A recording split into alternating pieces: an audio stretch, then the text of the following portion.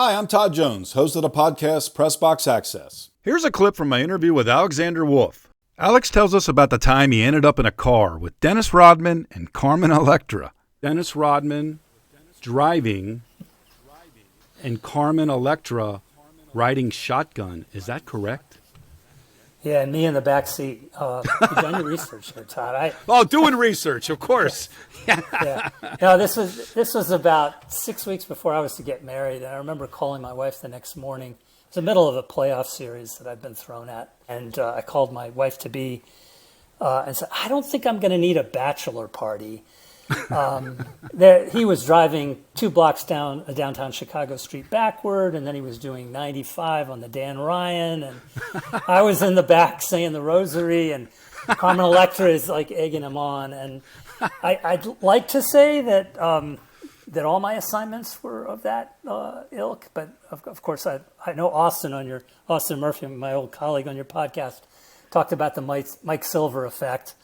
where you find yourself in the hot tub with some wide receiver, and that's where you get your story. That was not me. Remember, I covered mostly colleges, Right. where you're getting pretty limited access. But that was a pretty unforgettable. All right. moment. So, what kind of car was it? And how did you end up in the car? I got shoved in the car by his agent, basically, because his agent was just in vain was trying to pin Dennis down, give me some time, and here it was clear he had plans for the evening. Mm-hmm. And, he looked at me like, you really want to do this interview. Here's your chance. He shoves me into the back of the car. Dennis has never been a shrinking violet. He's happy to perform for people. And, I just saw where the itinerary of the night was going to take us. And truth be told, it's that kind of hanging around time that we're always craving for. Right. And, it was gold right in the middle of a playoff series. And if Rodman isn't this loose cannon, there's no way you get that kind of access. It's like 3 a.m., right? It was. By the time it was 4 a.m., by the time our various visits to various clubs and other such places were over, I staggered home with a taxi. There were no Ubers in those days, but no way I was going back wherever home was to Dennis and Carmen in their custody, because I could see my life flash before my eyes. Was she happy that you were tagging along as a third wheel, Alex? Oh, she didn't seem to mind it at all. And I remember, Dennis is kind of this meter and greeter type personality. So we'd show up at a club and he would go drifting off into the mosh pit, and she'd be at the periphery.